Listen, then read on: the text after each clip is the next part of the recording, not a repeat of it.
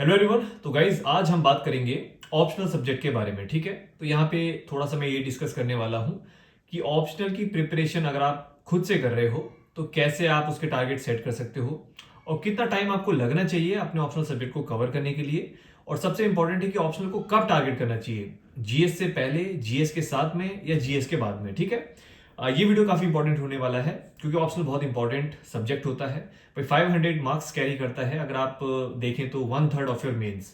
और ऑप्शनल में काफी डिपेंड करता है जो आपकी रैंक है। तो यानी कि ऑप्शनल बहुत बड़ा रोल प्ले करता है आपको आपकी पसंदीदा सर्विस दिलाने में। तो ऑप्शनल को हल्के में नहीं लेना चाहिए। ठीक है, अब देखिए सबसे पहले ऑप्शनल कैसे फाइनलाइज करना है इस पे मैंने ऑलरेडी एक वीडियो बना रखा है, तो आप वो देख सकते हैं मेरे चैनल में ही।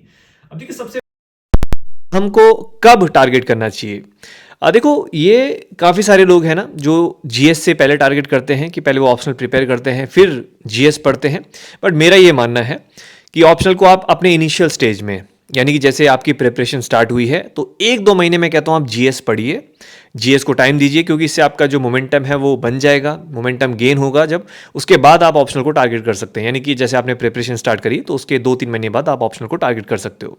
क्योंकि देखो इनिशियल टाइम में ना आपके पास ज़्यादा लोड नहीं होता है और ऐसे भी नहीं है कि डे वन से ही आप मल्टीपल जीएस के सब्जेक्ट्स को साथ में लेके चलोगे। कुछ कुछ जीएस के जैसे 1-2 सब्जेक्ट्स आप पढ़ोगे तो साथ में ऑप्शनल मैनेज हो सकता है। लेकिन अगर प्रिपरेशन के 6-7 महीने के बाद आप ऑप्शनल को टारगेट करोगे तो उस टाइम पे जीएस का लोड हो गया, रिवीजन करना, फिर करंट अफेयर्स, वहाँ पे थोड़ा प्रॉब्लम हो जाती है। तो मेरा ये मानना है कि स्टार्टिंग के 1-2 महीने के बाद आप अपना ऑप्शनल स्टार्ट कर सकते हो। ठीक है, अब दूसरी बात यह कि ऑप्शनल को कवर करने में कितना टाइम लगता है और कैसे करें हम। देखिए ये मान के चल लीजिए कि अगर आप 4 घंटे का टाइम देते हो, अगर आप डेली बेसिस पे 4 घंटे ऑप्शनल को पढ़ते हो तो आपको 4 से 6 महीने लग सकते हैं या फिर 4-5 महीने मान सकते हैं। वो डिपेंड करता है कौन सा ऑप्शनल है। अगर लेंदी ऑप्शनल है जैसे हिस्ट्री ज्योग्राफी तो वो आपको थोड़ा ज़्यादा टाइम लगेगा। अगर मॉडरेट है जैसे पीएसआईआर पबैड तो वो थोड़ा सा और कम टाइम लगेगा। और बहुत छोटा ऑप्शनल है जैसे फिलॉसफी, एंथ्रो, सोशोलॉजी, फिलॉसफी तो बहुत छोटा ही हो गया, लेकिन जैसे सोशियोलॉजी एंथ्रो तो उसमें थोड़ा और कम टाइम लगेगा। तो मान लेते हैं 5 से 6 महीने, क्योंकि उसको अच्छे से पढ़ना, रिवाइज करना। अब देखो तरीका क्या है, ये बहुत इंपॉर्टेंट होने वाला है। तरीका बताने से पहले एक छोटा सा अपडेट देना चाहूँगा आप लोगों को। 2026 और 2027 के लिए नया बैच लॉन्च हो रहा है फ्रॉम 1 मार्च।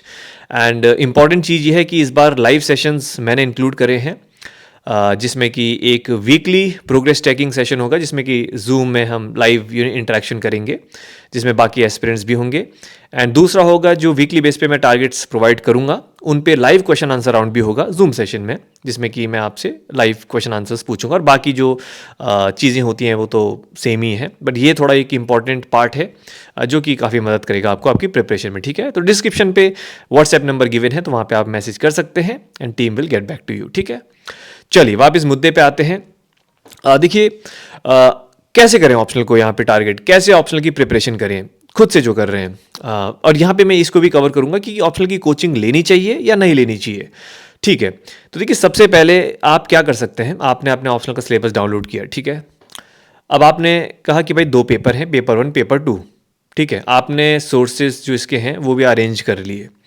अब आपने क्या करना है ना, आप 6 मंथ्स को डिवाइड करिए छोटे छोटे पार्ट्स में। ठीक है, मान लेते हैं कि आपके पास कितने 24 या मैक्सिमम 25 वीक्स का प्लान मान लेते हैं कि आपके पास है 25 वीक्स।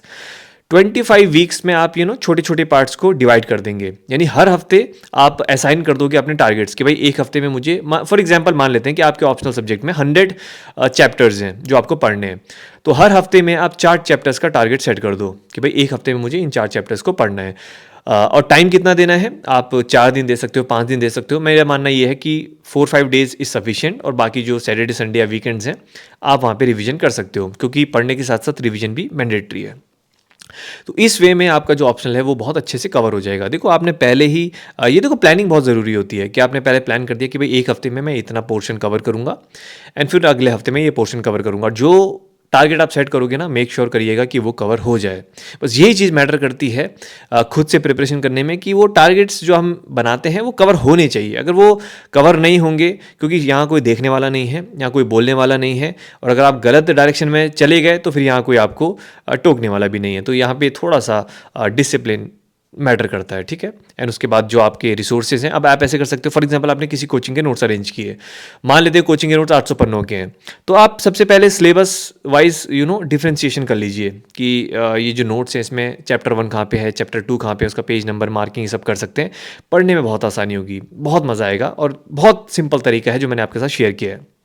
आपका ऑप्शनल हो जाएगा डन।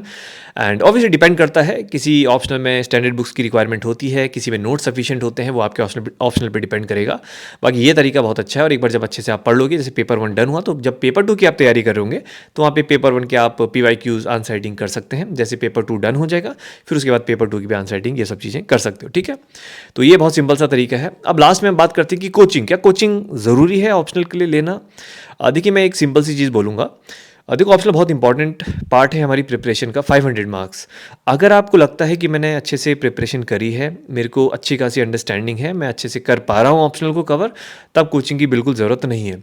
लेकिन अगर आपको लगता है कि यार खुद से ना मैं प्रिपरेशन नहीं कर पा रहा हूँ, टाइम ज़्यादा लग रहा है, इस चक्कर में टाइम भी वेस्ट हो रहा है और ना ही मेरा ऑप्शनल सब्जेक्ट कवर हो रहा है, तो आप जैसे ऑनलाइन मेंटरशिप या क्रैश कोर्स, इस तरीके के जो आज के डेट में अफोर्डेबल प्राइस पे अवेलेबल होते हैं, ऑब्वियसली जो आपकी रेपुटेड या कोई भी जो एजुकेटर जो आपको प्रोवाइड कर रहा है, तो आप एनरोल कर सकते हो, ठीक है। ये रिक्वायरमेंट है आपकी, मतलब कि आपको लगता है कि दिक्कत हो रही है खुद से पढ़ने में, तब जाके ही आप ज्वाइन करिएगा।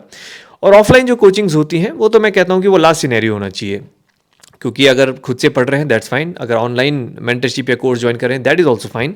बट जो ऑफलाइन कोचिंग्स होते हैं वो बहुत ज़्यादा कॉस्टली होती हैं, तो मुझे लगता नहीं कि उसकी आपको रिक्वायरमेंट है। एंड बाकी खुद से और थोड़ा बहुत ऑनलाइन आप देखोगे तो ऑप्शनल कवर हो जाएगा, क्योंकि देखो आज की डेट में ऑप्शनल के रिसोर्सेज, गाइडेंस, ये सब कुछ बहुत अच्छे से अवेलेबल है। बस ये है कि आपको थोड़ा खुद से सर्च करना है, तो ईजिली आपको मिल जाएगा और ज़्यादा दिक्कत नहीं होगी, ठीक है।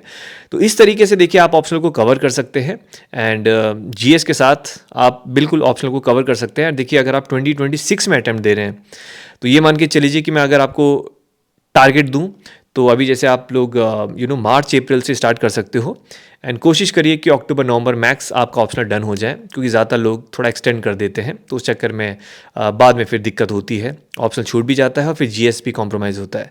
तो ऑप्शनल को आप अगर स्टार्टिंग से साथ में लेके चलेंगे तो ज़्यादा दिक्कत होगी नहीं। और देखिए 500 मार्क्स हैं, तो इसको हम ग्रांटेड भी नहीं ले सकते, टाइम तो देना पड़ेगा। ऐसा भी नहीं कि हम सोचें कि बस निपटा दें 3-4 महीने में, ऐसा नहीं है, प्रॉपर टाइम देना बहुत ज़रूरी है ऑप्शनल सब्जेक्ट को, ठीक है। And that's all, I think चीज़ें क्लियर हो गई होंगी, ठीक है। तो बाकी इस तरीके से ही मैं आने वाले और कुछ इंपॉर्टेंट वीडियोस लाऊंगा, ठीक है। एंड वीडियो पसंद आया होगा तो एक हार्ट दीजिएगा, एंड तक देखा है तो भी हार्ट दीजिएगा। बाकी अगर आपका कोई डाउट है तो बेशक आप पूछ सकते हैं, ठीक है। Thank you so much, have a good day, see you.